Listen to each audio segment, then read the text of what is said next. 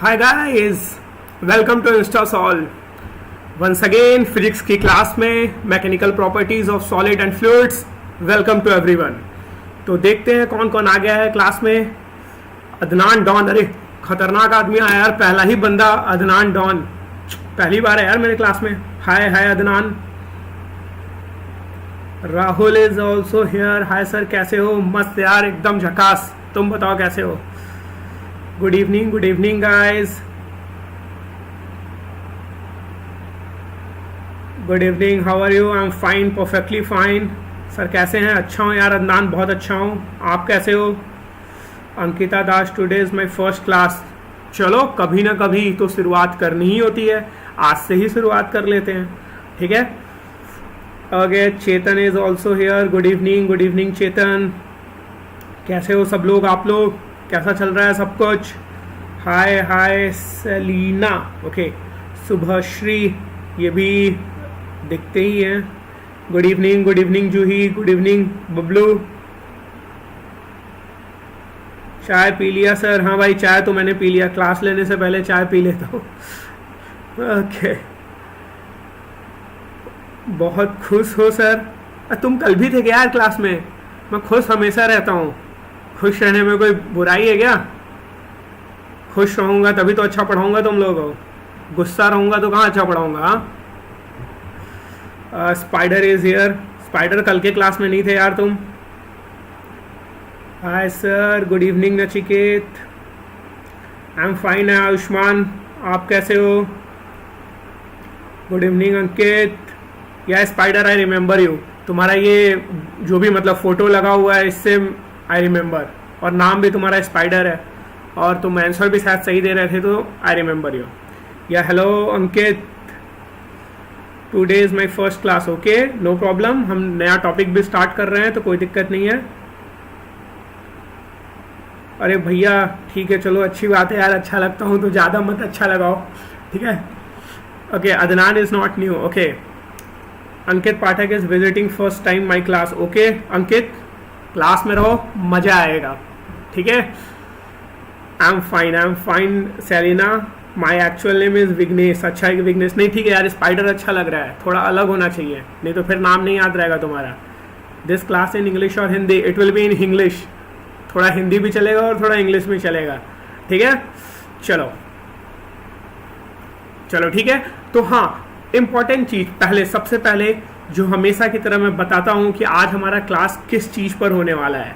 तो हम लोगों ने अभी तक मैकेनिकल प्रॉपर्टीज़ ऑफ सॉलिड की जहाँ तक बात किया जाए, उससे मैंने अभी तक टोटल एक क्लास ली है। उस एक क्लास में हम लोगों ने फ्लूइड्स के बारे में पढ़ा है।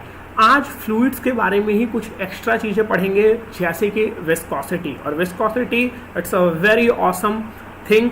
और आज पढ़ेंगे सरफेस टेंशन। विस्कोसिटी और सरफेस टेंशन बहुत ही औसम चीज़ें होती हैं, तो इस वजह से हो सकता है कि ये चीज़ आप लोगों को स्कूल में ना पढ़ाई गई हो। इस वजह से आज मैं थोड़ा सा आप लोगों को थ्योरी भी पढ़ाऊंगा कोई भी क्वेश्चन कराने से पहले। अभी तक क्या होता है कि मैं हमेशा क्वेश्चंस कराता हूँ, बट आज के टॉपिक की रिक्वायरमेंट है कि मुझे थोड़ी सी थ्योरी करानी पड़ेगी, and then I will give you the questions. तो I think it will be perfectly fine to everyone, ठीक है? चलो, तो अब या हाय एवरीवन, चलो ठीक है। तो जो लोग भी नए हैं, अभी I think some Ankit was new, और एक और बंदा कोई था, 2-4 लोग थे, ठीक है? Sir please tell in English, I get confuse. Okay, देखो मुझे सबको लेके चलना है, तो it's not possible that I completely speak in English, but I will try to maintain both the languages. Okay, तो वन इम्पॉर्टेंट थिंग जो सब लोगों के लिए इम्पॉर्टेंट है, और जो स्पेशली नए हैं उनके लिए तो बहुत इम्पॉर्टेंट है। क्या करना है आप लोग को? टेलीग्राम खोलना है, अगर है तो ठीक, नहीं है तो डाउनलोड करना है। टेलीग्राम पे जाइए और वहाँ पर कुछ आपको टाइप करना है। क्या टाइप करना है भैया? इंस्टा जेई आप टाइप करोगे, सबसे पहले इंस्टा सॉल्व का ही ग्रुप आएगा, उस ग्रुप को ज्वाइन कर लो। बिकॉज उस ग्रुप को ज्वाइन करोगे तो वहीं पर आपको सारे पीपीटीज और क्वेश्चंस, डॉक्यूमेंट सब कुछ आपको वहीं पे मिलेंगे। ओके, सर मेरा इस बार बोर्ड है, कुछ व्यवस्था लगवा दीजिए, स्कूल भी बंद चल रहा है, लाइव क्लास भी नहीं हो रहा है। अरे भाई यहाँ पर हो रहा है ना लाइव क्लास। और अंकित गो and for you specially this is the slide. ये जो आप देख रहे हो हमारा सब्सक्राइब करना है आपको, यूट्यूब चैनल हमारा है इंस्टा सॉल्व यूट्यूब पे, ठीक है। तो आपका जो प्रॉब्लम है, आपका बोर्ड का एग्जामिनेशन है और आपको प्रिपेयर करना है, तो this is the best thing, you can go to our insta solve channel. वहाँ पर हम लोग ऑलरेडी पिछले क्लासेस की वीडियोस अपलोड कर चुके हैं, ठीक है। तो उससे आपको क्या फ़ायदा होगा कि जो भी आपका 12th का पार्ट है वो हम लोगों ने वहाँ कवर कर रखा है, तो आपको वहाँ पे फ्री में पूरा का पूरा कंटेंट मिल जाएगा। तो एवरीवन जो लोग भी नए हैं, गो एंड सब्सक्राइब दिस, ठीक है। But okay, today is my first class, ठीक है। जिन लोगों का भी पहला क्लास था उन लोगों के लिए इट्स वेरी इंपॉर्टेंट कि go to our YouTube channel and subscribe it, ठीक है। चलो, तो अब इतनी सारी बातें हो गई हैं, हाल चाल ले लिया है, तो शुरू करते हैं। यस सर, यस भाई, नोट्स भी मिलेगा Ankit. For that you have to join our Telegram page, जो कि मैंने बताया कैसे करना है, ठीक है। Sushant is here, okay. Sushant sir आपको नहीं देख रहा क्या? आपको मैं नहीं दिख रहा क्या? अरे भाई ऐसा नाराज मत हो यार, आपकी फीस क्या है? कोई फीस नहीं है अंकित।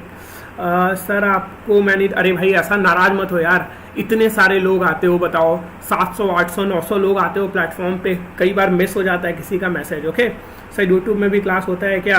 Yes, we are planning to start our classes on this channel, insta solve channel, with in few days, okay.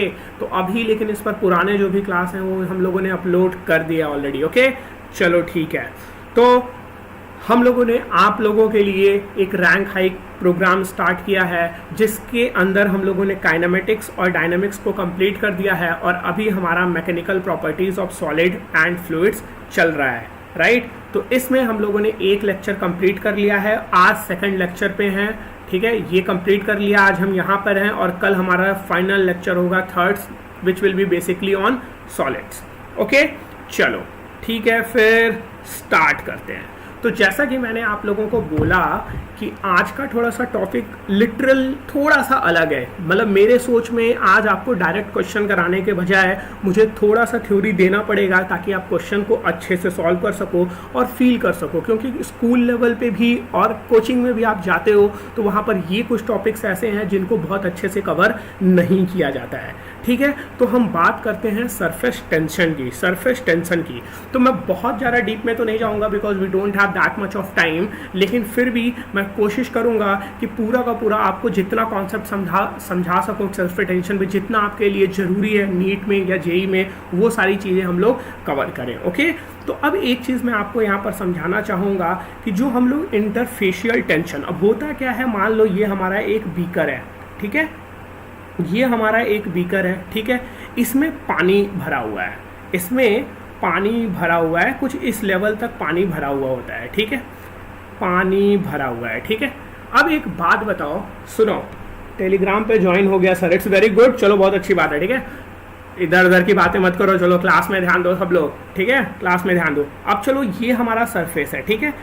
अब एक चीज़ कभी सोच के देखो, ये जो पानी का मॉलिक्यूल है, लेट्स अज्यूम मैं एक ब्लैक कलर से पानी का मॉलिक्यूल ले रहा हूँ, एक पानी का मॉलिक्यूल यहाँ पर है और एक पानी का मॉलिक्यूल यहाँ पर है, ठीक है। इस वाले मॉलिक्यूल की बात करते हैं, ये जो ब्लैक वाला नीचे वाला मॉलिक्यूल है, इस वाले मॉलिक्यूल की अगर मैं बात करता हूँ तो देखो ये किन मॉलिक्यूल से घिरा हुआ है, यहाँ भी एक पानी का मॉलिक्यूल, यहाँ भी एक पानी का मॉलिक्यूल, ये सारे के सारे पानी के मॉलिक्यूल हैं। मतलब ये जो सेंटर वाला मॉलिक्यूल था, इसको चारों की चारों तरफ से, ऊपर नीचे बाएं दाएं राइट लेफ्ट, हर तरह से उसको सिमिलर तरह के मॉलिक्यूल्स अपनी तरफ अट्रैक्ट कर रहे हैं। पढ़ा है ना ग्रेविटेशन में, हमेशा एक बॉडी दूसरे बॉडी को हमेशा अपनी तरफ अट्रैक्ट करता है, तो एक मॉलिक्यूल दूसरे मॉलिक्यूल को क्या कर रहा है, अट्रैक्ट कर रहा है। तो जब ये एक दूसरे की तरफ एक दूसरे को अट्रैक्ट कर रहे हैं और पूरा का पूरा इक्विलिब्रियम है, ऊपर नीचे चारों के चारों तरफ से उस पर बराबर फोर्स लग रहा है, तो ये वाला जो बॉडी होगा, बीच वाला जो बॉडी होगा, ठीक है, क्या इस पे नेट फोर्स जो होगा वो जीरो होगा क्या? उस बॉडी पे, बॉडी कुछ एक्सटर्नल बॉडी नहीं है, पानी का ही एक मॉलिक्यूल मैंने मान लिया, पानी का ही एक मॉलिक्यूल मान लिया, उस मॉलिक्यूल पे जो नेट फोर्स होगा वो जीरो होगा कि नहीं होगा? पहले सब लोग रिप्लाई करो, सब लोग रिप्लाई करो कि नेट फोर्स वहां पे जीरो होगा कि नहीं होगा। रिप्लाई एवरीवन, जितने लोगों को समझ में आ रहा है रिप्लाई करो।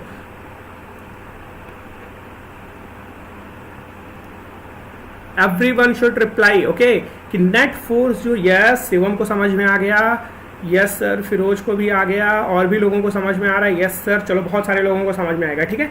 नेट फोर्स क्या होगा, 0। लेकिन अब मान लो मैं बात करने जा रहा हूं जो सरफेस पे मेरा मॉलिक्यूल है, ये वाला मॉलिक्यूल भैया मेरा सरफेस पे है, तो अब देखते हैं इसके पास पानी के मॉलिक्यूल कहाँ कहाँ पर हैं, ठीक है। यहाँ पर एक मॉलिक्यूल, यहाँ पे एक मॉलिक्यूल, यहाँ पे एक मॉलिक्यूल, ये मॉलिक्यूल, ठीक। ये तो सारे के सारे अपने तरफ इसको खींच रहे हैं, सारे के सारे अपने तरफ खींच रहे हैं, लेकिन क्या ऊपर हमारा गैस है, और गैस में जो मॉलिकुलर डिस्टेंस होता है वो बहुत ज़्यादा होता है, तो इस पे जो ऊपर के डायरेक्शन में जो नेट फोर्स होगा वो कम होगा एज कंपेयर टू नीचे के डायरेक्शन में। तो ये वाले जो भैया हैं इन पर जो नेट फोर्स होगा वो 0 नहीं होगा, ठीक। अब इस चीज़ को बहुत सिंपल वे में सोच के देखो, बहुत सिंपल वे में सोच के देखो, तुम एक जगह पर, पर्टिकुलर जगह पर खड़े हो, ठीक है, तुम एक पर्टिकुलर जगह पे खड़े हो, तुम्हारे ऊपर एक नेट फोर्स लग रहा है एक केस में, ठीक है, और एक केस में तुम्हारे ऊपर नेट फोर्स 0 है। तुम खुश किस्में रहोगे जहां पे तुम्हारे ऊपर नेट फोर्स 0 है, नेट फोर्स 0 है। मान लो तुम दिल्ली में रहते हो, दिल्ली में तुम्हारा बहुत मन लगता है, कोई टेंशन नहीं है तुम्हारे ऊपर, कोई फोर्स नहीं है, एकदम चिल होकर जिंदगी जी रहे हो।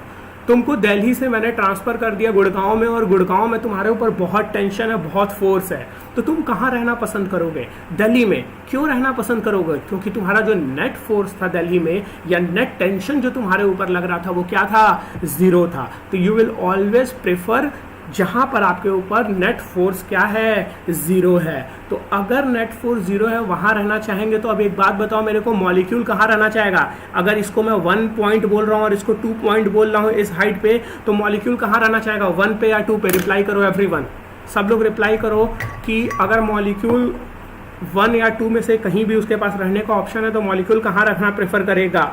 Reply everyone.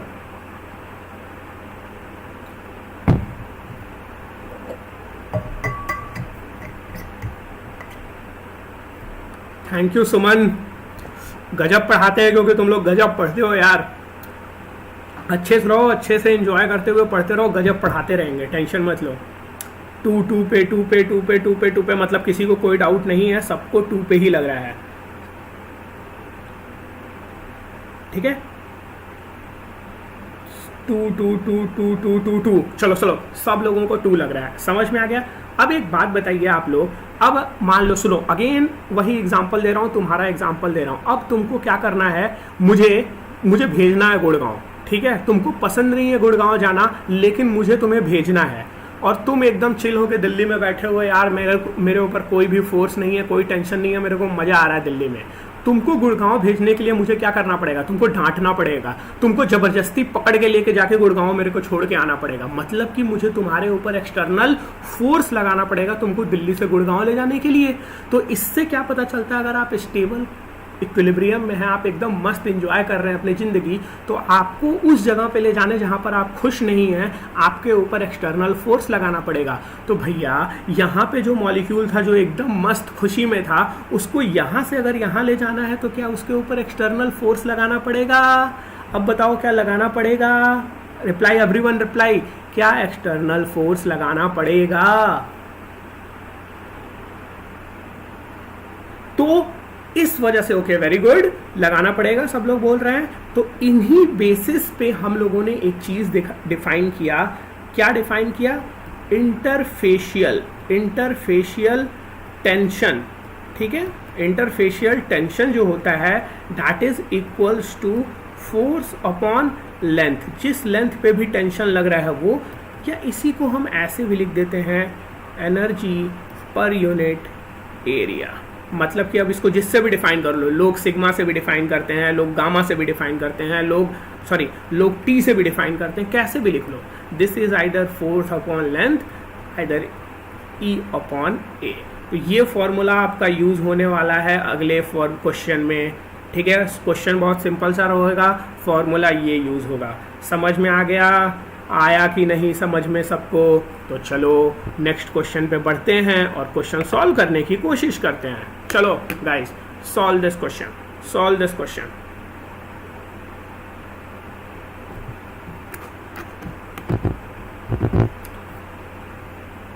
और जो ध्यान रखना, एनर्जी पर यूनिट एरिया में जो एरिया रख रहे हो that is increase in area और डिक्रीज इन एरिया।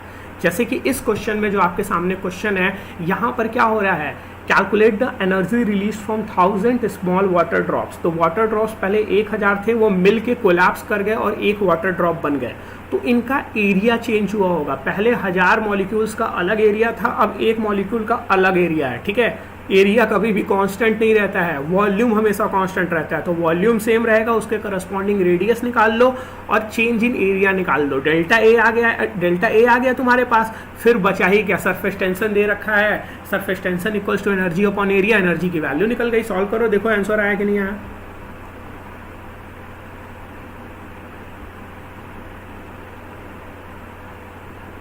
अंकित पाठक, आप एक काम करो, आप इसको एग्जिट करके फिर से एंटर कर लो, आपका नेटवर्क मोस्ट प्रोबेबली सही हो जाना चाहिए।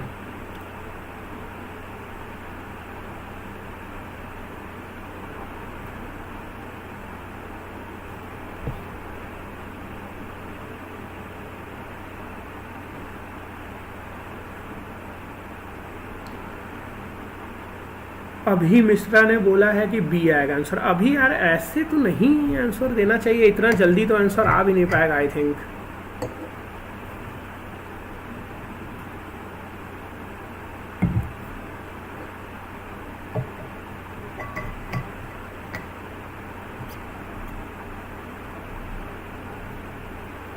फिरोज ने बोला है आंसर सी आएगा। ओके,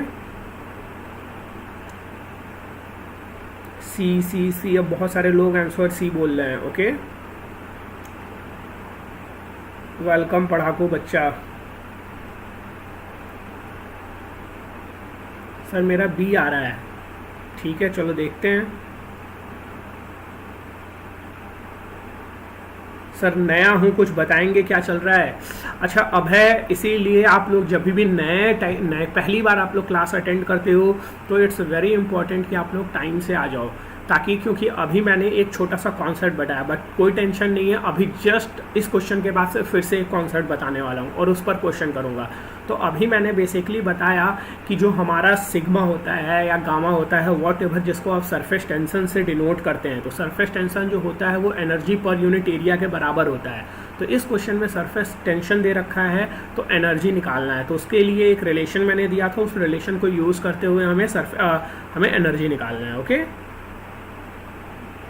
बी सी, हेलो खाई को, फिर लेट हो गए तुम, मानोगे नहीं। आना रोज है क्लास में, लेकिन टाइम पे नहीं आना है।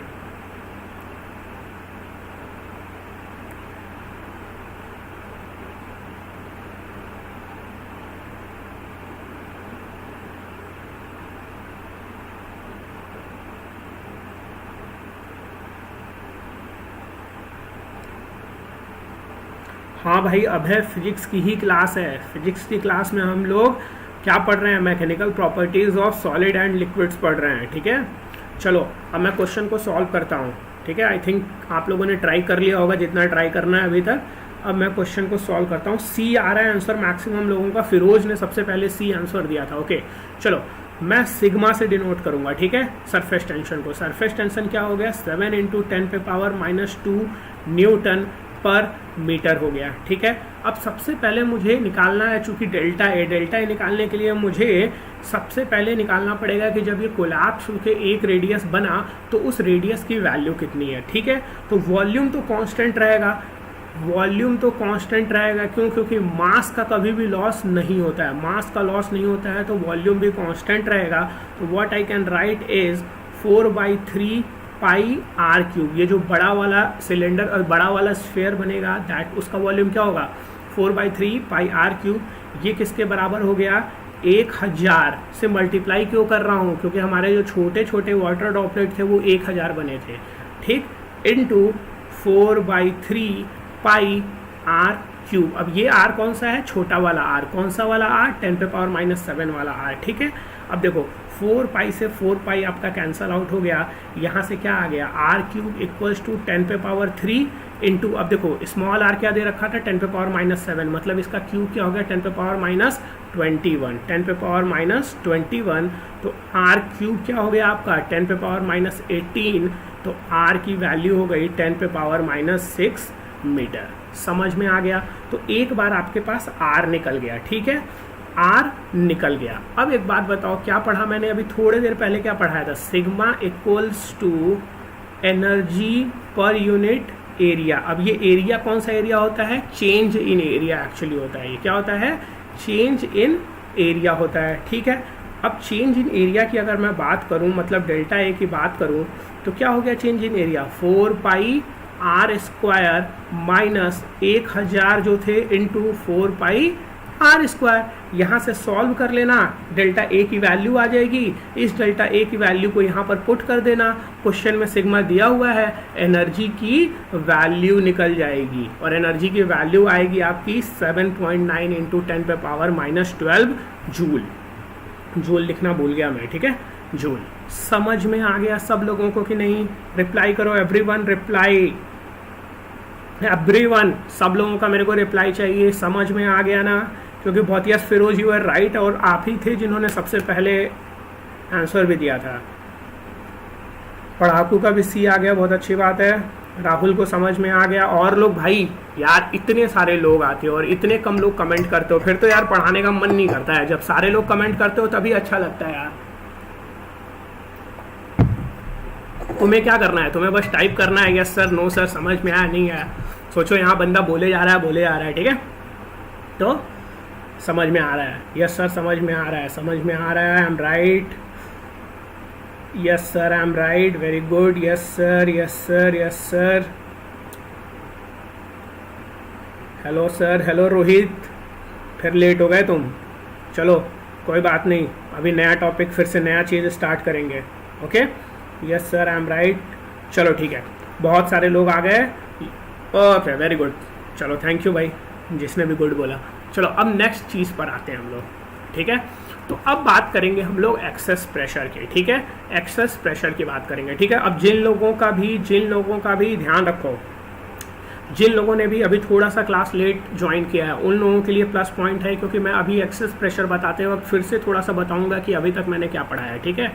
तो अब चीज़ देखो, एक्सेस प्रेशर की बात हम लोग जब करते हैं तो क्या पढ़ना है हम लोग को बेसिकली यहाँ पर। अब एक बात बताओ, तुम्हारे पास एक ड्रॉप है, एक ड्रॉप है, क्या है ये? एक ड्रॉप है, ठीक है, पानी का एक ड्रॉप है, इसमें पानी भरा हुआ है और बाहर एटमॉस्फेयर है। बाहर क्या है तुम्हारा? एटमॉस्फेयर है। तो अंदर का प्रेशर और बाहर के प्रेशर में कुछ रिलेशन होगा। ये अगर मैं 0.1 मान लूँ और ये बाहर में 0.2 मान लूँ, तो इन दोनों के बीच में कोई ना कोई अंतर तो होगा ही होगा। पर मुझे नहीं पता कि ये वाला प्रेशर ज़्यादा है कि ये वाला प्रेशर ज़्यादा है, कि दोनों बराबर हैं, क्या है, मुझे कुछ नहीं पता, ठीक है, मुझे कुछ भी नहीं पता। मैं भी तुम ही लोगों के जैसा हूँ, अभी मेरे पास कुछ नॉलेज नहीं है, ठीक है। मैं क्या करने जा रहा हूँ, इसको पूरा का पूरा डिराइव करने जा रहा हूँ। ध्यान देना सब लोग, इम्पॉर्टेंट है, ये बहुत इंपॉर्टेंट है और ये तुमको कोई नहीं पढ़ाएगा, ये भी मैं गारंटी दे रहा हूँ, ठीक है। क्योंकि ये सारी चीज़ें हैं जो बहुत एडवांस पढ़ाई जाती हैं, जिनसे आपका नॉलेज इन्हांस होता है, ठीक है। तो इस वजह से हर कोई आपको पढ़ाए, इट्स नॉट नेसेसरी, ठीक है। अब देखो ये क्या हो गया आपके पास, ये इस ड्रॉप को मैंने क्या किया, सिंप्लिसिटी के लिए 2 पार्ट्स में डिवाइड कर दिया, ठीक है, 2 पार्ट्स में डिवाइड कर दिया। ये पूरा पानी से भरा हुआ है, ये पूरा पानी से भरा हुआ है। अब इसी को हम लोग देखते हैं जरा, ये कैसा दिख रहा होगा। अब ये कुछ कैसा दिख रहा होगा, ये अपर पार्ट हो, ये नीचे वाला पार्ट हो गया, और ये आपका क्या हो गया, अपर पार्ट हो गया, ठीक है, ये अपर पार्ट हो गया। अब इसको जब हमने कट किया था तो इसका ये पार्ट ऐसे दिख रहा होगा, ये पूरा का पूरा इसका सरकमफेरेंस है, ये पूरा 3D में मैंने बना दिया, ये पूरा का पूरा इसका सरकमफेरेंस है, ठीक है। अब एक चीज़ गौर करो, अब मुझे निकालना है कि प्रेशर का अंतर क्या होगा। तो मैं मान ले रहा हूँ बाहर वाले प्रेशर को P आउट और अंदर वाले प्रेशर को P इन, ठीक है। तो अब यहाँ से प्रेशर लगा कितना, P आउट, अंदर से प्रेशर कितना लगा भैया, P इन, ठीक है। अब एक चीज़ सोचो, सरफेस टेंशन जो मैंने आप लोगों को पढ़ाया, वहाँ पे जो फोर्स लगता है वहाँ पे जो फोर्स लगता है वो कहाँ पे लगता है, हमेशा सरफेस पे। तभी तो भैया हम लोग सरफेस टेंशन की बात करते हैं। तो अब ये देखो सरफेस यहाँ कहाँ मिला उसको, ये पूरा का पूरा सरफेस है। इस पूरे सरफेस की लेंथ कितनी है, इस पूरे सरफेस की लेंथ कितनी है, 2 पाई आर। पूरे सरफेस की लेंथ कितनी है, 2 पाई आर। ठीक है, अब इस पर क्या लगेगा, एक फोर्स लगेगा। ये पूरे पे लग रहा है, मतलब ये पूरे पे लग रहा है, समझ में आ रहा है, पूरे पे लग रहा है। नीचे के डायरेक्शन में फोर्स लग रहा है, कितना लग रहा है, 2 सिग्मा आर बेसिकली। ठीक है, नीचे के डायरेक्शन में पूरा का पूरा जो फोर्स लग रहा है 2 सिग्मा पाई आर, या ऐसे कर लो तुम, ज़्यादा बेटर रहेगा। हम लोगों ने क्या पढ़ा था अभी, एक बात बताओ, sigma equals to force upon length पढ़ा था। तो फोर्स अगर निकालना होगा तो सिग्मा इंटू लेंथ करना पड़ेगा, तो सिग्मा इंटू 2 पाई आर करना पड़ेगा। तो देखो वही तो लिखा है, 2 सिग्मा पाई आर। ठीक, अब देखो अगर मैं इस पर फोर्स बैलेंस लगाऊं, चूंकि ये इक्विलिब्रियम पे है तो नेट फोर्स जो इस पे लगेगा that will be equals to 0। तो अब देखो नीचे के डायरेक्शन में क्या फोर्स लग रहा है, पी आउट। ठीक, प्रेशर इनटू एरिया, एरिया क्या होगा आपका, पाई आर स्क्वायर। ठीक, अब नीचे के डायरेक्शन में एक और फोर्स लग रहा है, वो क्या लग रहा है, सिंपली तुम्हारा 2 सिग्मा पाई आर। और ऊपर के डायरेक्शन में कौन सा फोर्स लग रहा है, P into i n, P inside into pi r square. और इसको सॉल्व करोगे तो what you will get is P in minus P out equals to 2 sigma by r. समझ में आया कि नहीं आया, रिप्लाई करो एवरीवन रिप्लाई, समझ में आया या नहीं आया समझ में। डोंट प्ले पबजी हियर, नहीं तो ब्लॉक करवा दूंगा क्लास से, पढ़ भी नहीं पाओगे। ठीक है, पबजी मत खेलो यहाँ पे। चलो समझ में आया कि नहीं आया, everyone should reply yes yes yes, समझ में आ गया। ठीक है, और लोग एवरीवन रिप्लाई, समझ में आया कि नहीं, क्योंकि इसी कॉन्सेप्ट के बेसिस पे हम लोग आगे क्वेश्चन करने वाले हैं। तो इट्स इम्पॉर्टेंट कि आपको समझ में आया है या नहीं आया है। यस सर, मैक्सिमम लोगों का इतना सा, सर नई लोगों का नहीं बोलो, yes sir leave it, okay चलो ठीक है, ओके चलो बहुत अच्छी बात है, मैक्सिमम लोगों के समझ में आ गया। एक बार जल्दी से समझाता हूँ, थोड़ा सा डिफिकल्ट था इसलिए मैं जल्दी से समझाता हूँ फिर से एक बार। ठीक है, अब देखो कि मैंने बताया आप लोगों को जो सरफेस टेंशन होता है सिग्मा, उसकी वैल्यू होती है F/L, मतलब कि ये जो सरफेस टेंशन वाला फोर्स है F। तो अगर मुझे इसको निकालना है तो मुझे सिंपली क्या लिखना पड़ेगा, सिग्मा इंटू एल। और यहाँ पे जो पूरा का पूरा लेंथ है वो कितना है, 2 पाई आर। तो मतलब जो नेट फोर्स लगेगा सरफेस टेंशन की वजह से वो क्या लगेगा, सिग्मा इंटू 2 पाई आर। अब ये मैंने ड्रॉप लिया, इस ड्रॉप पे चेक करते हैं नेट फोर्स कैसे लग रहा है और कैसे इसको कैंसल आउट करेंगे। ओके, तो नीचे की तरफ फोर्स लग गया 2 सिग्मा पाई आर, ऊपर से लग रहा है पी आउट और नीचे से लग रहा है पी इन। नेट फोर्स क्या है, 0 है, नेट फोर्स 0 है। इसको सॉल्व कर दिया, आंसर आ गया p in minus p out equals to 2 sigma by r, 2 sigma by r. अब एक चीज़ और मैं आपको यहाँ पर बता दूँ, चलो ठीक है, नेक्स्ट क्वेश्चन के थ्रू आपको मैं बता दूंगा। ठीक है, चलो try to solve this question. चलो बहुत सिंपल सा क्वेश्चन है, एकदम तुच्चा सा क्वेश्चन है, ट्राई करो सॉल्व करने का।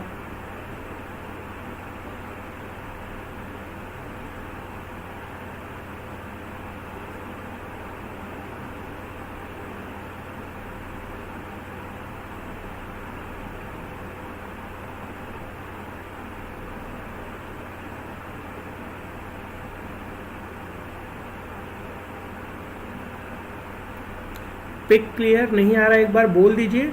आई थिंक यार अंकित पिक क्लियर है, लेकिन ठीक है मैं फिर भी बोल दे रहा हूँ। ठीक है, what should be the pressure inside a small air bubble, एक एयर बबल है, उसके अंदर प्रेशर कितना होगा of 0.1 mm radius situated just below the water surface, and the surface tension of water is given and atmospheric pressure is given. ठीक है,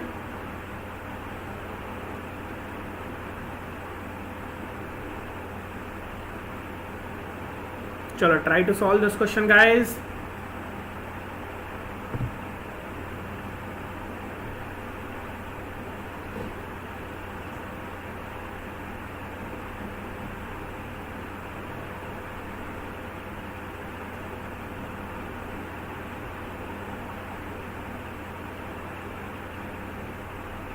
कोई बात नहीं अमन, अब आ जाओ और अब क्वेश्चन को सॉल्व करने की कोशिश करो। जूम हो सकता है, नहीं जूम नहीं हो सकता है, बट ये इतना बड़ा ऑलरेडी है कि आपको क्लियर क्लियर दिख रहा होगा।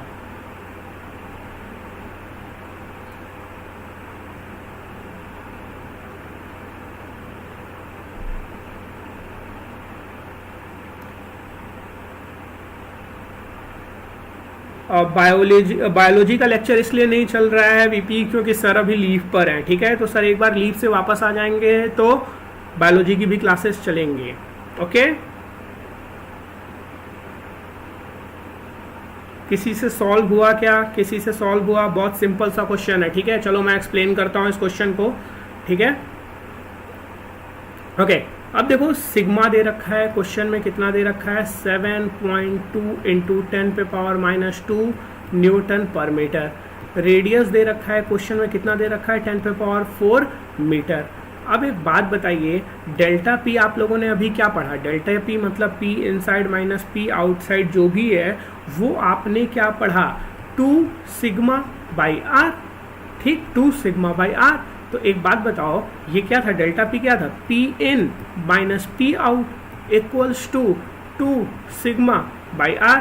तो अगर मुझे पी इन निकालना है, अंदर का प्रेशर निकालना है, तो मैं क्या लिख सकता हूँ? 2 p out plus 2 sigma by r. अब एक बात बताओ, बाहर का जो एटमॉस्फेरिक प्रेशर है वही तो पी आउट है। पी आउट मतलब बाहर का प्रेशर। बाहर का प्रेशर कितना क्वेश्चन में दे रखा है? 1.013 इंटू 10 पे पावर 5, ये बाहर का प्रेशर हो गया, प्लस 2 और सिग्मा, सिग्मा कितना दे रखा है? 7.2 इंटू 10 पे पावर -2 इंटू 7.2 इंटू 10 पे पावर -2 अपॉन 10 पे पावर, अब देखो रेडियस कितना दे रखा है तुम्हारा 0.1 मिलीमीटर, तो 10 पे पावर -3 होता है, 0.1 है तो 10 पे पावर -4 हो गया। सॉल्व कर लो, आंसर आ जाएगा 1.027 इंटू 10 पे पावर 3 न्यूटन पर मीटर स्क्वायर।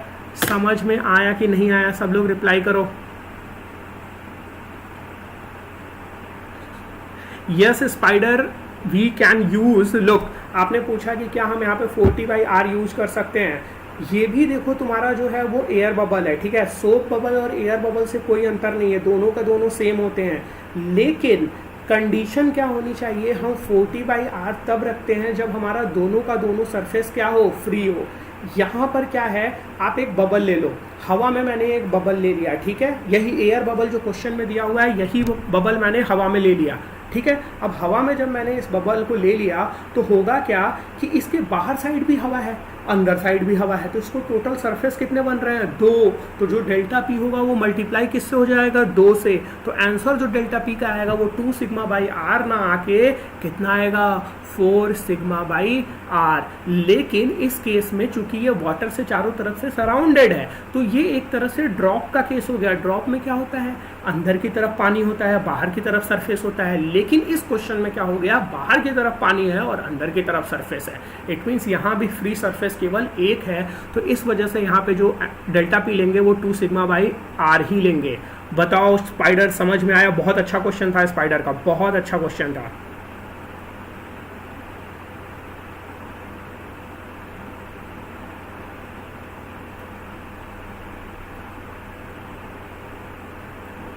स्पाइडर समझ में आ गया? एकदम क्लियर है तुमको? और बाकी जिन लोगों ने ये क्वेश्चन नहीं पूछा, it's very good question. In fact जो स्पाइडर ने पूछा है, जनरली जब हम लोग एयर बबल की बात करते हैं, एयर बबल के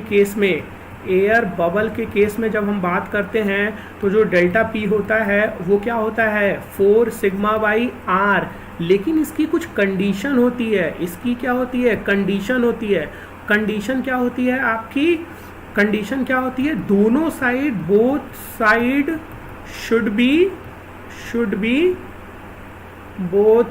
शुड बी एयर। लेकिन इस केस में क्या है? अंदर की तरफ तो एयर था लेकिन बाहर की तरफ क्या था? वाटर था। इस वजह से मुझे जो फॉर्मूला यूज करना पड़ गया वो क्या यूज करना पड़ गया?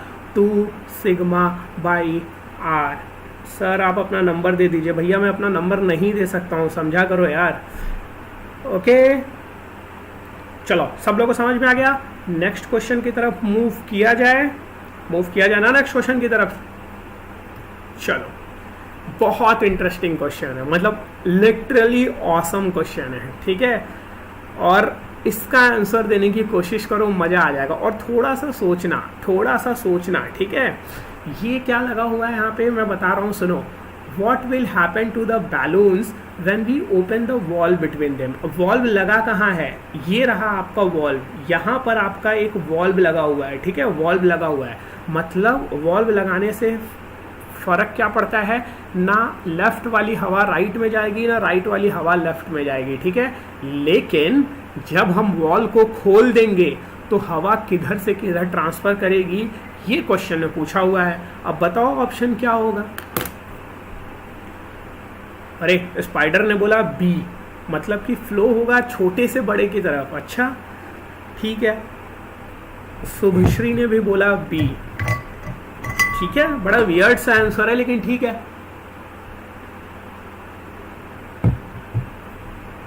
पायल इज सेइंग बी। अरे बहुत लोग बी बोल दिए यार। फिरोज का ए है, ओके। अंकिता का ए है, अमन का बी है, पढ़ाकू का बी है, अमन का बी है, राज का भी बी है, ठीक है। बी ए बी सी, अरे सी भी आ गया। अंकित राजपूत बोल रहा है नहीं फ्लो होगा। अरे यार अंकित ये तो मत बोलो कम से कम यार कि फ्लो तो होगा ही होगा। ये तो सोच के देखो ना, कैसे पॉसिबल है कि तुम वैसे ही छोड़ दोगे और फ्लो नहीं होगा। How is it even possible. B B B B A B एक दंगल करा देते हैं ए और बी वालों के बीच में, और जो जीत जाएगा ना उसको बोल देंगे कि हाँ भाई, जो जीत गया उसको बोल देंगे कि उसी का आंसर सही होगा। एकदम बराबर आज चल रहा है, ए बी एकदम सब बराबर चल रहा है। बी ही होगा सर, ठीक है भैया बी होगा, ठीक है। लेकिन इतने सारे, इसको क्या बोलते हैं, स्माइली बोलते हैं ना, स्माइली लगाने की क्या जरूरत है। ए बी, अरे वाह, लग रहा है एक्सप्लेन करना पड़ेगा मेरे को, नहीं तो तुम लोग रुकोगे नहीं। चलो, जितने लोगों ने, देखते हैं पहले सही कौन है, देखते हैं सही क्यों। क्योंकि जिन लोगों ने सही बोला है वो तो चलो ठीक है, उनको तो समझ में आ गया, वो बहुत अच्छा है। पर जिन लोगों ने गलत बोला है ना, उनके पैर के नीचे से ज़मीन निकलने वाली है एकदम लिटरली। देखते हैं, सोचा भी नहीं होगा, जिन लोगों ने गलत बोला है ना उन्होंने सोचा भी नहीं होगा इस तरह से कि how is it even possible कि आंसर कुछ और होगा, ठीक है। देखते हैं आंसर क्या होगा। अब एक बात बताओ, यहाँ पे जो प्रेशर है वो क्या है, पी आउट है, ठीक। पी आउट किसके बराबर है, पी नॉट के बराबर है, जो कि एटमॉस्फेरिक प्रेशर है। यहाँ पे इस वाले के लिए भी जो आउट प्रेशर है वो कितना है, पी नॉट है, ठीक है। दोनों के केस में जो प्रेशर है बाहर वाला वो कितना है, पी नॉट है, ठीक है। अब एक बात बताइए, इसको मैं नंबर दे दे रहा हूँ 1, इसको मैं नंबर दे दे रहा हूँ 2। अब पहले वाले भैया की बात करते हैं, तो क्या पढ़ा आप लोगों ने जनरल केस में, क्या पढ़ा, delta p equals to 2 sigma by r, ठीक। अब मैं 1 के लिए बात करता हूँ, ठीक है। तो 1 के लिए मैं बात करूँगा तो P1 अंदर का pressure P1 minus p not equals to 2 sigma by r, ठीक। तो यहाँ से मेरा आ गया P1 की value p not plus 2 sigma by r. अब मैं दूसरे वाले की बात करता हूँ, ध्यान दीजिए आप लोग, मैं दूसरे वालों की बात करता हूँ। P2 माइनस पी नॉट, बाहर तो भैया पी नॉट ही है, 2 सिग्मा बाई आर। अगेन यहाँ ये 1 मान ले रहा हूँ, इसको 2 मान ले रहा हूँ, ठीक है। तो P2 मेरा क्या हो गया, P not plus 2 sigma by R2, ये मेरा R1 हो गया। अब एक बात बताओ, P1 ज़्यादा है कि P2 ज़्यादा है, P1 ज़्यादा है कि P2 ज़्यादा। देखो पी नॉट और पी नॉट तो दोनों में कैंसिल है, 2 सिग्मा और 2 सिग्मा भी बराबर ही है, ठीक। तो जिसका रेडियस कम होगा उसकी ओवरऑल वैल्यू ज़्यादा होगी, जिसकी रेडियस कम होगा उसका ओवरऑल वैल्यू प्रेशर की ज़्यादा होगी। तो अब देखो रेडियस किसका कम है, 2 वाले का। तो रेडियस अगर 2 का कम है तो P2 की वैल्यू जो होगी वो ज़्यादा होगी और P1 की जो वैल्यू होगी वो कम होगी। तो जो फ्लो होगा एयर का वो किधर होगा, 2 से 1 की तरफ। तो फ्लो जो होगा वो किधर से किधर होगा, स्मॉल से बड़े की तरफ। समझ में आया क्या, सब लोगों को समझ में आया कि नहीं, और मज़ा आया कि नहीं आया, मज़ेदार क्वेश्चन था कि नहीं था। बचपन से देखा हुआ है बैलून। और एक तरीका इसको मैं बता रहा हूँ, एक बहुत सही तरीका यूज़ करने का, ठीक है, बहुत अच्छा तरीका है इसको जस्टिफाई करने का। एक बैलून फुलाना बड़ा सा, ठीक है, एक बड़ा सा बैलून फुलाओ और उसको 2 पार्ट में मोड़ दो, ठीक है। एक ध्यान रखना हमेशा छोटा हो और एक हमेशा ध्यान रखना बड़ा हो, और एक बार चेक करके देखो कि होता क्या है। तुम हमेशा पाओगे कि जो छोटा वाला पार्ट होता है वो गायब हो जाता है और वो जाके मिक्स हो जाता है किसमें, बड़े वाले पार्ट में। कभी सोचा नहीं होगा ना बैलून के साथ ऐसे करते हुए कि यहाँ पे भी कितना ऑसम फिजिक्स लग रहा है और सरफेस टेंशन लग रहा है, सोचा नहीं होगा कभी। मज़ा आया कि नहीं आया, पहले ये बताओ। ये क्वेश्चन मज़ेदार था, सही गलत इस बात की बातें हैं, ये मज़ेदार क्वेश्चन था, ठीक है। तो मज़ा आया कि नहीं आया उस क्वेश्चन के आंसर से, सुन के मज़ा आया कि नहीं आया, आया ना।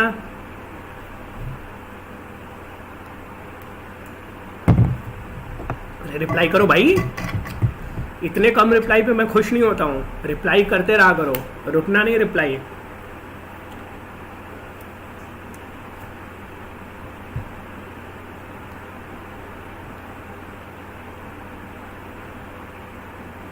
चमक गया, अरे सही, बहुत सही सर, आपने तो मज़ेदार समझा दिया, बहुत अच्छी बात है, चलो बहुत अच्छी बात है।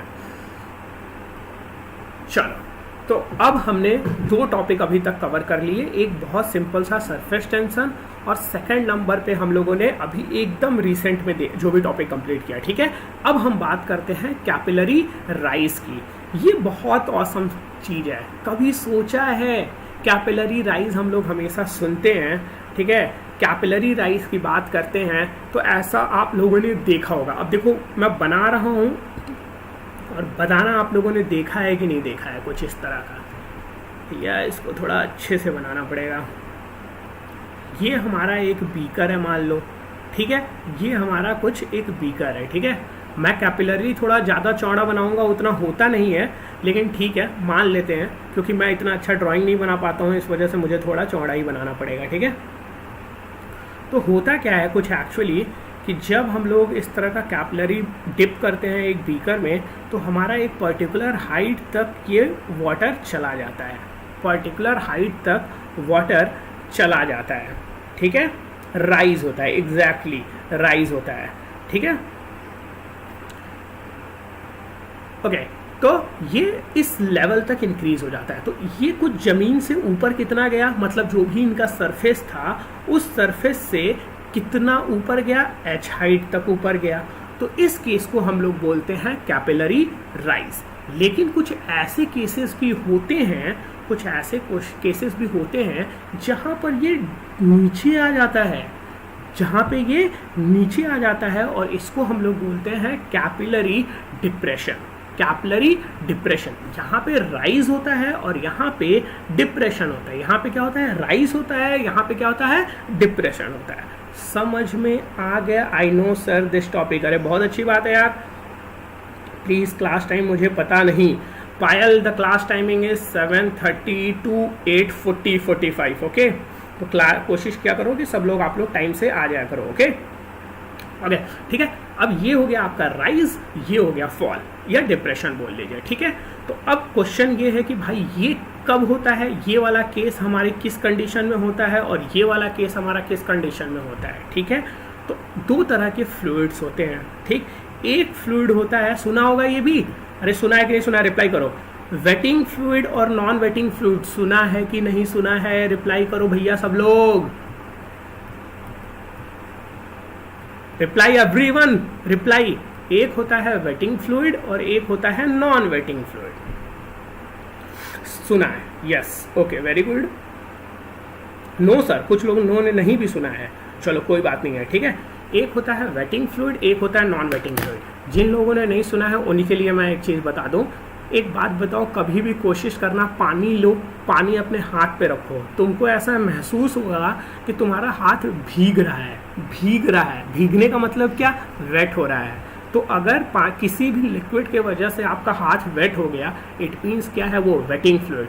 और कभी तो स्कूल में चेक किया होगा, मरकरी को हाथ में लेके देखने की कोशिश की होगी। मरकरी को जब हम लोग हाथ में लेते हैं तो हमारा हाथ वेट नहीं होता है, मरकरी लेके तुम पूरा खेल लो पर आपके हाथ में कभी भी मरकरी टच नहीं होगा। या जेली देखा होगा, जेली आप हाथ में लेते हो, आपके हाथ में कभी भी जेली वेट नहीं करता है आपके हाथ को। तो that is the difference between the waiting fluid and non waiting fluid. Okay, अब होता क्या है वेटिंग फ्लूइड के केस में, अब एक कॉन्सेप्ट आता है आपका कॉन्टैक्ट एंगल का, ठीक है, एक कॉन्सेप्ट आता है आपका कॉन्टैक्ट एंगल। ध्यान देना जरूर, अच्छे से ध्यान देना बच्चों, तभी समझ में आएगा। ये कॉन्टैक्ट एंगल एक होता है, तो ये ऊपर का जो सरफेस होता है, एक काम करना, अभी क्लास खत्म होने के बाद एक बॉटल लेना, ठीक है, एक बॉटल लेना और उसमें पानी भरा हुआ है, तो एक बार कोशिश देखना क्या जो टॉप वाला सरफेस होता है वो एकदम बराबर होता है क्या? रिप्लाई करो। कभी किसी ने गौर किया है जो सबसे ऊपर वाला जो सरफेस होता है पानी का एकदम ऐसा होता है या थोड़ा सा ऐसे करके होता है? थोड़ा सा ऐसे करके होता है या एकदम फ्लैट होता है? थोड़ा सा फ्लैट होता है, ऐसा नहीं होता है, हल्का सा यहाँ पे कर्व्ड होता है, हल्का सा यहाँ पे कर्व्ड होता है, ठीक है। तो इस वजह से अब ये कर्व्ड होता है तो कुछ एक एंगल बनाता होगा, कुछ एक एंगल बनाता होगा, और उसी एंगल को हमने नाम दे दिया मान लीजिए थीटा, और उसी एंगल को हम लोग बोल देते हैं एंगल ऑफ कॉन्टैक्ट या कॉन्टैक्ट एंगल। ये चीज़ आप लोगों ने पढ़ा होगा, कभी ना कभी सुना होगा, नहीं सुना होगा तो भी बढ़िया है, आज मेरे से सुन लो। एक होता है कॉन्टैक्ट एंगल। तो क्या होता है, अब जिस चीज़ का कॉन्टैक्ट एंगल 90 डिग्री से कम होता है वो वेटिंग फ्लूइड होता है, और जिसका कॉन्टैक्ट एंगल 90 डिग्री से ज़्यादा होता है वो नॉन वेटिंग फ्लूइड होता है, ठीक है। तो एक फॉर्मूला मैं आपको लिखने जा रहा हूँ, ठीक है, उस फॉर्मूले को ध्यान में रखना हमेशा, ठीक है। ऐसे ही ध्यान रखना, बहुत तमीज़ की चीज़ सीखने को मिलेगी आपको, ठीक है। जो हाइट निकालते हैं उसका फॉर्मूला मैं लिख रहा हूँ यहाँ पे, ठीक है, क्वेश्चंस में यूज़ आएगा आपके, ठीक है। जी पता है, आर क्या है आपका यहाँ पे? Radius of capillary, radius of capillary, ठीक है। अब देखो 2 सिग्मा एवरीथिंग इज ओके। अब एक बात बताओ, अब मेरे को ये बताओ किस केस में राइज होगा और किस केस में फॉल होगा। तो ये देखो, ये सारे के सारे टर्म पॉजिटिव हैं। अगर मेरा कॉस थीटा पॉजिटिव हुआ तो क्या होगा? एच की वैल्यू पॉजिटिव आएगी, तो ये ऊपर जाएगा, ऊपर जाएगा मतलब एच की वैल्यू पॉजिटिव आ गई तो राइस होगा। और अगर कॉस थीटा की वैल्यू निगेटिव आ गई तो ये एच नीचे की तरफ जाएगा तो फॉल होगा। तो इसका मतलब क्या पता चला? और कॉस की वैल्यू पॉजिटिव होने के लिए क्या थीटा की वैल्यू 90 से कम होनी चाहिए? 90 से कम होनी चाहिए। तो इससे हम बोल सकते हैं वेटिंग फ्लूइड में हमेशा कैपिलरी राइज होता है और नॉन वेटिंग फ्लूइड में हमेशा कैपिलरी फॉल होता है। समझ में आ गया आप लोगों को?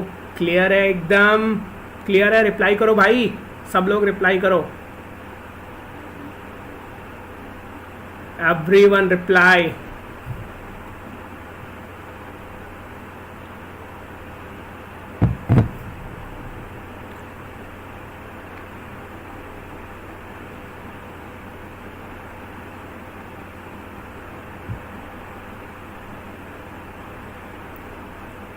Yes sir, yes sir. Jatin को आ गया, बिक्कू को समझ में आ गया, पढ़ाकू को भी आ गया, रोहित को भी आ गया, श्रेयसी को भी आ गया, शिवम को भी आ गया, श्रेयसी को भी आ गया। मस्त, चलो बहुत अच्छी बात है, ठीक है। मतलब मैथ्स सबको समझ में आ गया कि किस तरह से हम प्रोसीड कर रहे हैं। ओके चलो ठीक है, तो अब बढ़ते हैं अगले टॉपिक पे या अगले क्वेश्चन पे।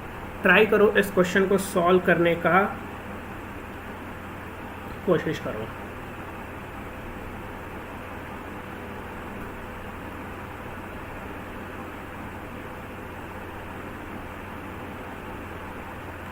Try to solve this question.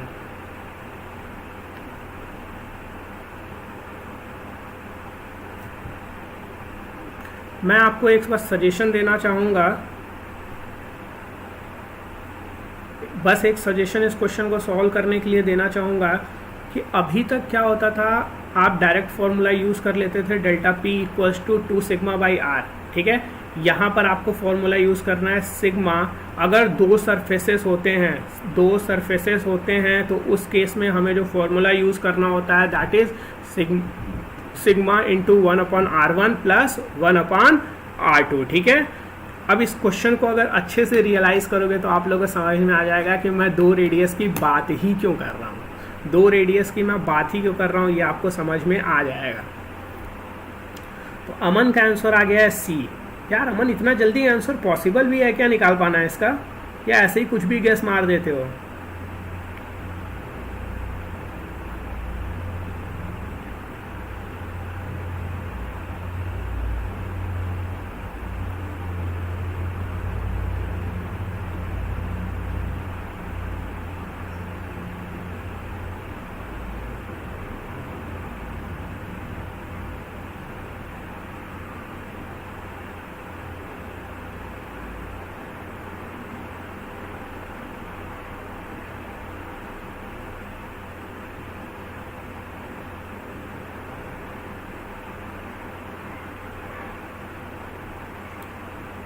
Rohit का भी सी आ गया, शुभश्री का भी सी आ गया।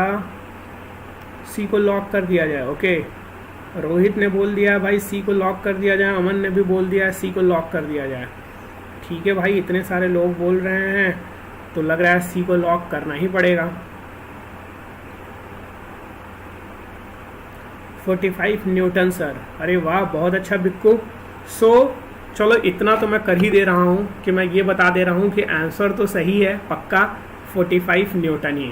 ठीक है, एक्सप्लेन करता हूँ मैं अभी, एक्सप्लेन करता हूँ, बट आंसर चूँकि बहुत सारे लोग सी बोल रहे हैं तो मैं ये मान ले रहा हूँ कि आंसर तो सी सही है।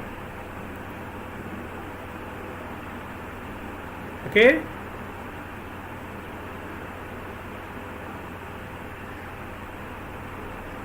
चलो ठीक है, मैं एक्सप्लेन करता हूँ क्वेश्चन, देखते हैं किस तरह से इस क्वेश्चन को हम लोग सॉल्व करेंगे। ठीक है, चलो देखो, अब चूंकि डेल्टा पी यहाँ पे सिग्मा 1/r1 प्लस 1/r2 है। अब एक बात बताओ, 2 शीट थी, पानी था मेरा, ठीक है, पानी था, पानी को मैंने शीट से ऐसे दबा दिया, ऐसे मैंने दबा दिया, पानी को मैंने ऐसे ले जाके शीट से दबा दिया। अब एक चीज़ गौर करने वाली है, गौर करो, ध्यान से देखो, यहाँ पे तो बन गया तुम्हारा एक कर्व। जब ऐसे तुमने इसको प्रेस किया हुआ है, जब तुमने इसको ऐसे प्रेस किया हुआ है तो इस पर्टिकुलर जगह पे तो कर्व बन गया, लेकिन एक तरफ ये पूरा का पूरा लंबी सी शीट है तो दूसरे तरफ किसी भी तरह का कोई भी कर्व नहीं बन पाया। तो मैं ये बोल सकता हूँ कि दूसरे तरफ किसी भी तरह का कोई रेडियस क्रिएट नहीं हो रहा है। और अगर रेडियस क्रिएट नहीं हो रहा है तो मुझे सिंपली लिखना पड़ेगा कि सेकंड वाला जो रेडियस है वो क्या है, इन्फिनिटी है। तो जो पहला वाला रेडियस था मेरा, जो मेरा पहला वाला रेडियस था वो कितना होगा, t/2, और जो दूसरा वाला रेडियस है वो मेरा वो कितना होगा भैया, इनफाइनाइट। वो क्या होगा, इनफाइनाइट। तो अब अगर बताओ मेरे को डेल्टा पी लिखना है तो सिग्मा t/2, t/r1 क्या है तुम्हारा, सॉरी 2/t, और ये तो पूरा का पूरा 0 ही हो गया। तो डेल्टा पी की जो वैल्यू आ गई वो क्या आ गई, 2 सिग्मा/t। अब एक बात बताओ, प्रेशर क्या होता है, डेल्टा पी आ गया यहाँ पे, तो फोर्स अगर मुझे निकालना हो तो मैं सिंपली डेल्टा पी इंटू ए कर दूंगा, और डेल्टा पी इंटू ए करूंगा तो 2 सिग्मा a/t क्या आएगा, अरे आएगा ना। अब क्या करना है, ऊपर सिंपली यहाँ पे वैल्यू पुट कर दो, फोर्स की वैल्यू निकल आएगी, कितना निकल आएगी, 45 न्यूटन। समझ में आ रहा है क्या? सब लोगों को रिप्लाई करो, एवरीवन रिप्लाई, एवरीवन, सबका आंसर चाहिए मेरे को। समझ में आ रहा है?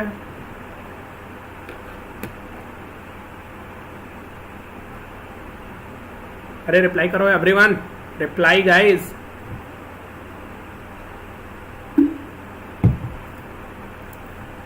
Yes sir, yes sir, clear है सर।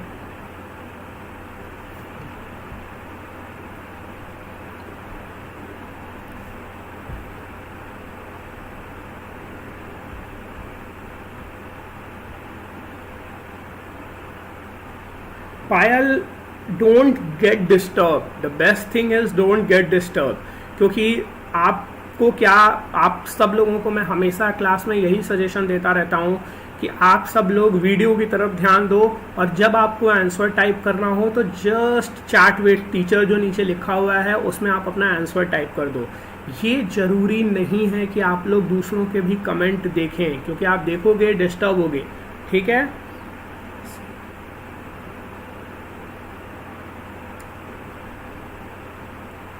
ठीक है, क्लियर है सबको?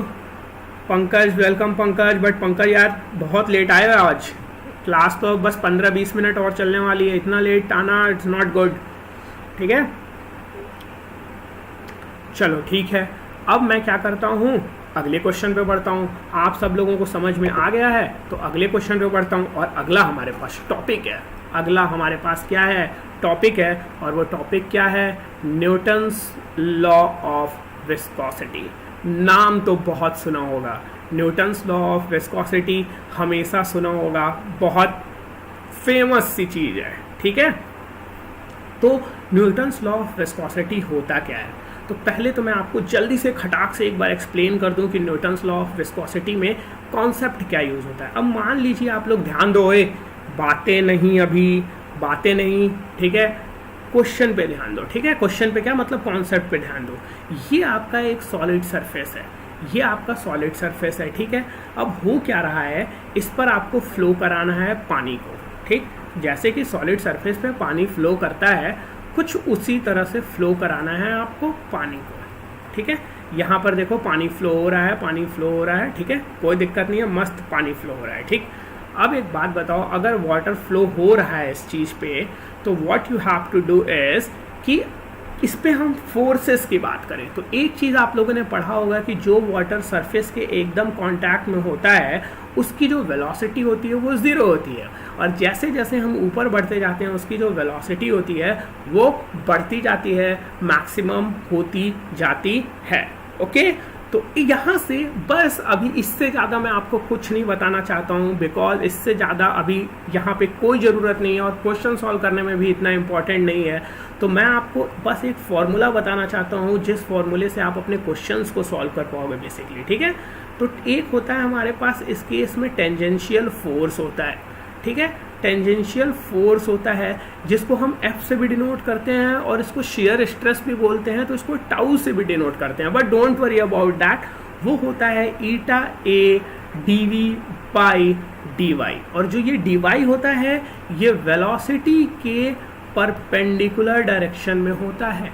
जो dy होता है वो वेलोसिटी के परपेंडिकुलर डायरेक्शन में होता है, और वेलोसिटी किधर है, इस डायरेक्शन में है। वेलोसिटी इस डायरेक्शन में है, आपका फ्लो कॉन्टिन्यूअस होता जा रहा है। समझ में आ गया? तो अब अगर क्वेश्चंस हम सॉल्व करने की तरफ जाते हैं, and what is this, this is viscosity. ठीक है, तो अगर आगे से कभी भी फोर्स निकालने को पूछेगा तो क्या करना है, simply eta a dv by dy लगा देना है, आंसर आपका आ जाएगा। Try to solve this question, बहुत सिंपल सा क्वेश्चन है, बहुत ही सिंपल सा क्वेश्चन है।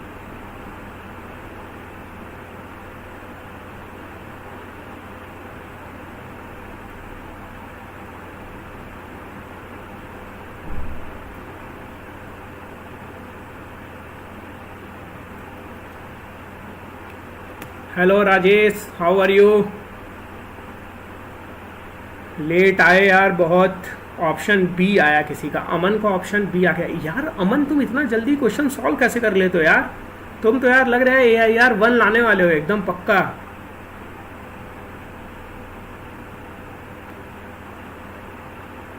Pankaj, try to solve the question, बातें नहीं।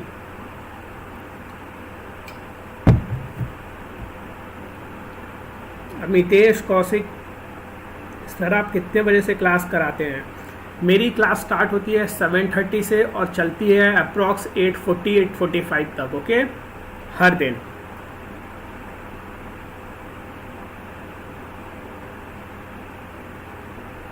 चलो आंसर कितने लोगों का है, चलो रिप्लाई करना स्टार्ट करो गाइस। कितने लोगों का आंसर आ रहा है? अमन, तुम्हारा ऑप्शन आंसर आ गया, आई नो, ऑप्शन बी। ठीक है, ट्राई टू सॉल्व इट। बाकी लोग आंसर करने की कोशिश करो, देखो ए बी सी डी क्या आंसर आ रहा है, सब लोग ट्राई करो।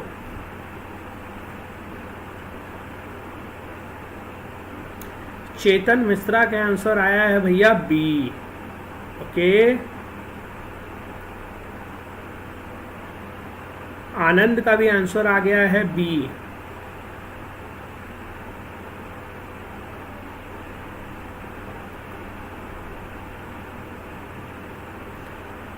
हाय इंस्टासॉल्व यूज़र 230835, नाम रख लिया करो यार, बहुत टफ होता है तुम लोगों का नाम पढ़ने में अगर तुम लोगों ने नाम नहीं रखा हुआ है तो। ओके पंकज, बस सॉरी सर, नेट बहुत स्लो हो रहा है और क्लियर भी नहीं दिख रहा है सर, बाद में क्लास का रिकैप देख लूँगा। ओके नो प्रॉब्लम जतिन, ठीक है कोई बात नहीं।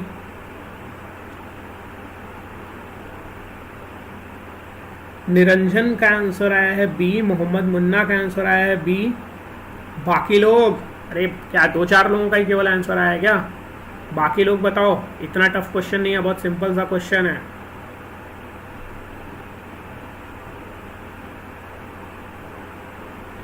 चलो ठीक है, सॉल्व करता हूँ मैं क्वेश्चन, देखते हैं किस तरह से इस क्वेश्चन को सॉल्व करेंगे। ठीक है, बहुत वैसे सिंपल सा क्वेश्चन है, इतना ज़्यादा दिमाग लगाने वाली चीज़ है ही नहीं। आई थिंक मैक्सिमम लोगों का, I think B is the right answer. Payal, okay Payal, थोड़ा कोशिश करो कि और जल्दी आंसर बता सको, क्योंकि कोई भी आप लोग एग्ज़ाम दोगे उसमें टाइम लिमिटेशन हमेशा होती है। ठीक है, हमेशा होती है। तो एरिया जो है, ठीक है, क्वेश्चन में क्या दे रखा है, 10 मीटर स्क्वायर। ठीक, अब मैं बात करता हूँ, एरिया मुझे दे दिया भाई, अब बोट का एरिया कितना है, 10 मीटर स्क्वायर। फ्लोट कर रहा है, बहुत सही, मज़ा आ गया, फ्लोट करने देते हैं। ठीक, सरफेस ऑफ द रिवर पे कर रहा है। ठीक है, विथ स्पीड ऑफ 2 मीटर पर सेकेंड, मतलब जो इसकी वेलोसिटी है वो कितनी दे रखी है, अरे भैया ये 10 था यार, मिट क्यों गया। वेलोसिटी कितनी दे रखी है, 2 मीटर पर सेकेंड। इनिशियल वेलोसिटी कितनी थी, 0 मीटर पर सेकेंड। तो चेंज इन वेलोसिटी की अगर मैं बात करूंगा तो कितना हो गया, 2 मीटर पर सेकेंड, 2 मीटर पर सेकेंड। ओके, रोहित का भी आंसर आ गया है बी, चलो बहुत बढ़िया बात है। ठीक है, अब मैं बात करता हूँ डी, तो डी तो निकल गया भैया, तो डी मुझे निकालना पड़ेगा। तो डी क्या क्वेश्चन में दे रखा है क्या, देखना पड़ेगा फिर हमें। क्वेश्चन में क्या बोला है, if the river is 1 metre deep, तो भैया डी मतलब डीप मतलब इस डायरेक्शन में, वेलोसिटी इस डायरेक्शन में। तो मैंने क्या बोला था, जो वाई लेते हैं हम वो हमेशा वेलोसिटी के क्या लेते हैं, परपेंडिकुलर लेते हैं। तो डीप कितना है ये, 1 मीटर। तो अब क्या ही रह गया क्वेश्चन में, force equals to eta A D V upon D Y. Eta की वैल्यू क्वेश्चन में दे रखी है कहीं ना कहीं, तो देखो viscosity of water is 0.01 poised. अब देखो पॉइस को और एसआई यूनिट में केवल 10 पे पावर -1 का अंतर होता है, तो 0.01 इंटू 10 पे पावर -1 ये आ गया। अब देखो एरिया कितना दे रखा था, 10 दे रखा था। डी बाई डी वाई कितना दे रखा था, 2/1। ठीक, अब ये तो बहुत सिंपल सा है, ये सॉल्व कर लो, आंसर आ गया आपका कितना, 0.02 न्यूटन। आया कि नहीं आया, सब लोग रिप्लाई करो, एवरीवन रिप्लाई।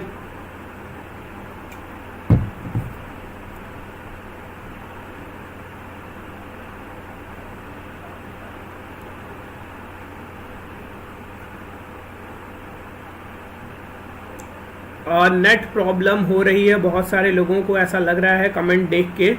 कोई बात नहीं, ट्राई करो, लास्ट तक क्लास में रहो। अब ज़्यादा क्लास नहीं बचा है, 10 से 15 मिनट ही हम लोग और क्लास करेंगे, 10 मिनट मैक्सिमम। ठीक है, तो कोई बात नहीं है, लास्ट क्वेश्चन, इसके बाद एक टॉपिक और छोटा सा और बहुत इंटरेस्टिंग सा टॉपिक है वो देखेंगे, और इसके बाद से क्लास को हम लोग एंड करेंगे। ठीक है, तो कोई दिक्कत नहीं है, जो लोग भी जुड़े हुए हो अच्छी बात है। ठीक है, 10 मिनट और हम लोग रुकते हैं। ओके चलो ठीक है, तो अब क्या करना है हम लोगों को, अगले टॉपिक पे बढ़ते हैं।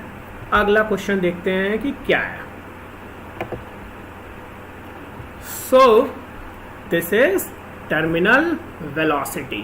तो किसी ने नाम सुना है क्या टर्मिनल वेलोसिटी का, रिप्लाई करो मेरे को, ग्रुप में आंसर करो। चलो चैट में सब लोग लिखो, टर्मिनल वेलोसिटी का नाम भी आज तक सुना है क्या, reply everyone reply. Terminal velocity का नाम सुना है क्या, टर्मिनल वेलोसिटी का नाम सुना है क्या।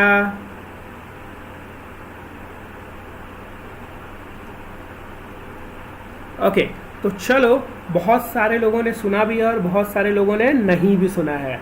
ठीक है, बहुत सारे लोगों ने नहीं भी सुना है। ओके चलो कोई बात नहीं है, अगर आप लोगों ने नहीं भी सुना है तो what we can do is, चलो मैं आज एक्सप्लेन करता हूँ आपको कि टर्मिनल वेलोसिटी होती क्या है। ठीक है, तो टर्मिनल वेलोसिटी होती क्या है, सिंपली ये हमारा वाटर है मान लीजिए।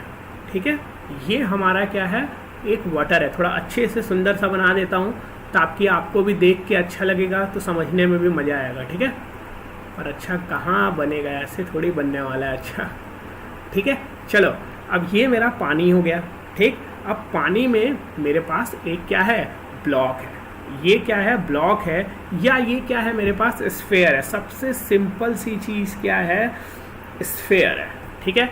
अब एक बात बताओ, कभी भी कोई भी बॉडी अगर पानी में डूब रही है तो उसके ऊपर कुछ सर्टेन नंबर ऑफ फोर्सेस लग रहे होंगे, कभी भी उस पर सर्टेन नंबर ऑफ फोर्सेस लग रहे होंगे। जैसे कि इस वाले बॉडी पे नीचे की तरफ एक फोर्स लग रहा होगा, वो फोर्स क्या होगा, mg होगा। अब ये मूव कर रही है नीचे के डायरेक्शन में, ऊपर का सरफेस था हमारा, उस सरफेस से मैंने ऐसे ड्रॉप किया है सॉलिड की बॉल को, जिसकी डेंसिटी फ्लूइड की डेंसिटी से ज़्यादा है। ये इंपॉर्टेंट क्यों है, क्योंकि अगर उसकी डेंसिटी फ्लूइड की डेंसिटी से कम होगी तो वो नीचे की तरफ जाएगा ही नहीं, वो सरफेस पे ही अटक जाएगा, ठीक है। तो इस वजह से इसकी डेंसिटी जो है, rho of solid is greater than rho of fluid. Okay, समझ में आ गया। तो अब देखो इसके ऊपर के डायरेक्शन में क्या फोर्स लग रहा होगा, दो फोर्स लग रहे होंगे। एक तो आप सब लोग रूबरू हो उस फोर्स से, सब लोगों को पता है कौन सा फोर्स लग रहा होगा, बायंसी फोर्स, क्योंकि मैं कई बार इस फोर्स के बारे में आप लोगों को बता चुका हूँ। कौन सा फोर्स लग रहा होगा, बायंसी फोर्स।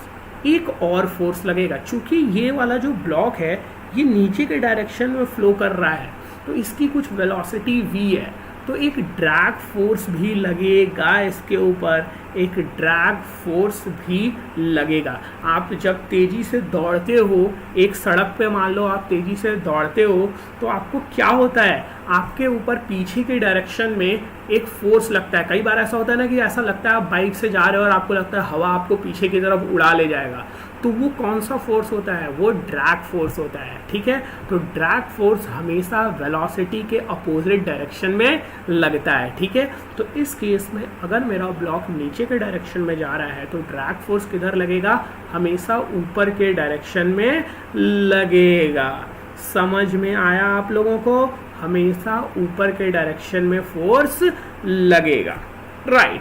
अब अगर ऊपर के डायरेक्शन में लगेगा तो इक्विलिब्रियम की मैं बात करता हूँ। इक्विलिब्रियम पे मैं देखता हूँ कि क्या होगा, इक्विलिब्रियम पे हमारा टर्मिनल वेलोसिटी आएगा। तो टर्मिनल वेलोसिटी बेसिकली सिंपली है क्या चीज़, टर्मिनल वेलोसिटी वो वेलोसिटी है जिस वेलोसिटी के बाद आपकी वेलोसिटी जो भी, जब आपने उसको ड्रॉप किया था तो नीचे बढ़ते बढ़ते उसकी वेलोसिटी इंक्रीज हो रही थी। क्यों, क्योंकि नीचे की तरफ जो मास mg फोर्स था वो नेट फोर्स ज़्यादा था, तो एक्सेलरेट हो रहा था। लेकिन जब ये बॉडी इक्विलिब्रियम पे आ जाएगी तो यहाँ पर नेट फोर्स क्या हो जाएगा, ज़ीरो हो जाएगा। तो बॉडी एक्सेलरेट अब नहीं करेगी और एक मैक्सिमम वेलोसिटी अटेंड कर देगी। तो उस समय क्या होगा, नीचे के डायरेक्शन में नेट फोर्स क्या था, mg, ये किसके बराबर होगा, ऊपर के डायरेक्शन के फोर्स के बराबर। तो ऊपर के डायरेक्शन में क्या फोर्स लग रहा है, एक Fb, और एक क्या फोर्स लग रहा है, Fd।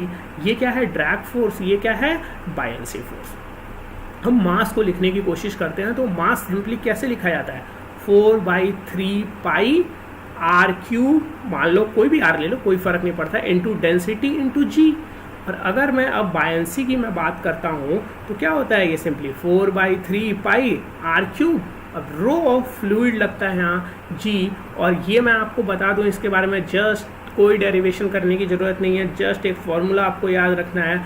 जो ड्रैग फोर्स होता है that is 6 pi Etah are we T. तो यहाँ पे मैंने इस चीज़ को पुट कर दिया है 6 पाई ईटा आर वी टी, और यहाँ से मैं इस क्वेश्चन को पूरा का पूरा सॉल्व करूँगा तो I will get the value of V T. क्या मिलेगा, 2/9 R square rho minus rho F into G upon eta. समझ में आ गया आप लोगों के, ठीक। तो ये हमारा टर्मिनल वेलोसिटी की वैल्यू मिलेगी, ठीक है। तो आगे से अगर कोई भी क्वेश्चन आता है टर्मिनल वेलोसिटी पे तो हमें क्या करना है, सिंपली इस क्वेश्चन को हमें इस फॉर्मूले को यूज़ करना है और इस फॉर्मूले को यूज़ करते हुए टर्मिनल वेलोसिटी निकालना है। समझ में आ गया सब लोगों को, आ गया समझ में।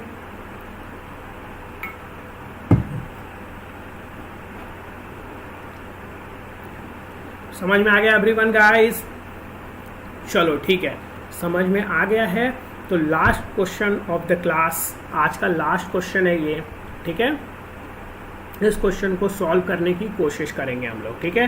तो I am giving you 1 minute to solve this question. It's not a big deal, बहुत आसान सा क्वेश्चन है, बहुत ईजिली सॉल्व हो जाएगा, ठीक है।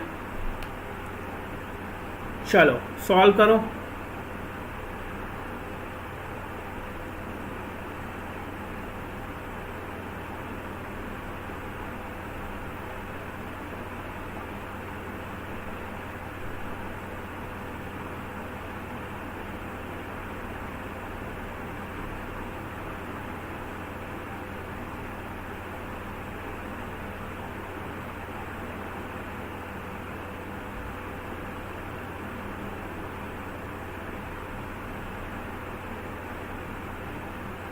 मुन्ना का आंसर आया है बी, ओके।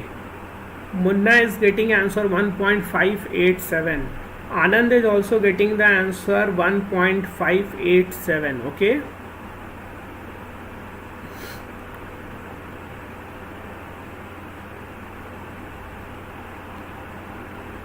बाकी लोग अपना अपना आंसर बताओ। It's not that tough question. Sanjay का आया है, संजय इंटेलिजेंट इज हियर। अरे यार संजय, तुम्हें बहुत मिस किया मैंने। कहाँ थे आज आए नहीं तुम क्लास में स्टार्टिंग से, और अभी एकदम से आ गए। चलो सोनाली का आंसर आया है बी। शिवा भारत का आंसर आया है ए। पढ़ाकू आंसर बोलो यार। अंकित कनौजिया का आंसर आया है बी। पढ़ाकू का बी। श्रेयासी का बी, वेरी गुड। बाकी लोग बताओ। चेतन मिश्रा का भी आंसर आ गया है, और कितना आया है, बी आया है, ओके।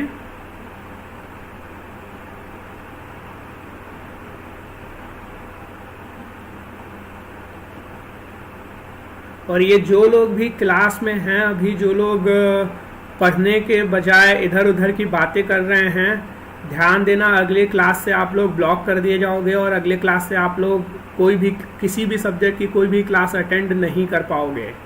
तो ये ध्यान रखना आप लोग। हाय हाय गाई 02601, वेलकम टू द क्लास। काफ़ी लेट आए हो यार, मेरी क्लास 7:30 से स्टार्ट होती है। I know you are new. 9th कब से करेंगे? 9th करेंगे यार, जल्दी ही करेंगे, ठीक है। Gaurav is saying I am back sir. अरे यार जाते ही क्यों हो, क्लास में पूरे टाइम रहा करो, डोंट गो, ठीक है। ठीक है चलो लास्ट क्वेश्चन है, सॉल्व करते हैं, ठीक है। 2 spherical raindrop of equal size are falling vertically through air with a terminal velocity of 1 meter per second. मतलब कि जो टर्मिनल वेलोसिटी दे रखी है पहले वाले की, वो कितनी है, 1 मीटर पर सेकेंड। पहले what would be terminal speed if these 2 drops were to collide to form a large spherical drop? Okay तो एक चीज़ बताओ, जो लास्ट क्वेश्चन, जो लास्ट स्क्रीन पे मैंने आपको क्वेश्चन दिया था, उसमें जो VT था that was proportional to R square, ठीक। तो अब जरा करते हैं वॉल्यूम। तो दोनों केस में वॉल्यूम इनिशियल और वॉल्यूम फाइनल दोनों के दोनों तुम्हारे सेम होंगे। तो what I can write is 4/3 pi R cube equals to 2 × 4/3 pi R cube. समझ में आ गया। तो यहाँ से जो बाद वाला रेडियस निकल के आएगा दैट विल बी 2⁻⁴ 2⁻⁴ ओके, समझ में आ गया। अब क्या रह गया इस क्वेश्चन में? अब तो अगर रेडियस आपका निकल के आ गया तो सिंपली आपको टर्मिनल वेलोसिटी निकालनी है नई वाली। तो मान लेता हूँ मैं नई वाली टर्मिनल वेलोसिटी को v2 डैश लिख दिया मैंने, पुरानी वाली टर्मिनल वेलोसिटी को vt लिख दिया मैंने। तो this vt dash upon vt will be equals to क्या होगा भाई, सिंपली नया वाला रेडियस अपॉन पुराना वाला रेडियस, और इस पे पावर कितना हो गया 1/3, इस पे पावर कितना हो गया, स्क्वायर हो गया। क्यों स्क्वायर हो गया? क्योंकि VT के जो पावर होता है, VT पे जो पावर होता है, जो प्रोपोर्शनैलिटी होता है, वो R स्क्वायर के बराबर होता है। समझ में आ गया। अब देखो R/R की वैल्यू क्या हो गई, सिंपली यहाँ से क्या लिख सकता हूँ 2, 1 पे पावर 3 था, बाहर 2 है तो सिंपली 2 पे पावर 3 हो गया। अब मुझे अगर VT डैश निकालना है तो what I can write is V2 × 2 पे पावर 2/3। तो VT डैश की वैल्यू आ गई 1.587 मीटर पर सेकेंड। तो यहाँ से आपका आंसर आ गया और आंसर क्या होगा आपका बी। समझ में आ गया सब लोगों को कि नहीं?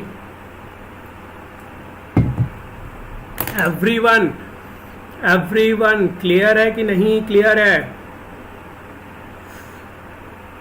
क्लियर है सबको? समझ में आ गया आप लोगों को कि नहीं आया समझ में? Is it clear guys? Is it clear?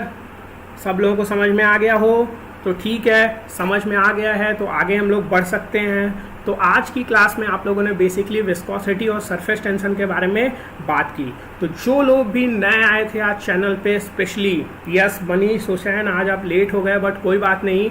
What you have to do is Instasolve के चैनल, यूट्यूब पे जाके इंस्टासॉल्व का चैनल को जाके आप लोग सब्सक्राइब करो ताकि आपको ये सारी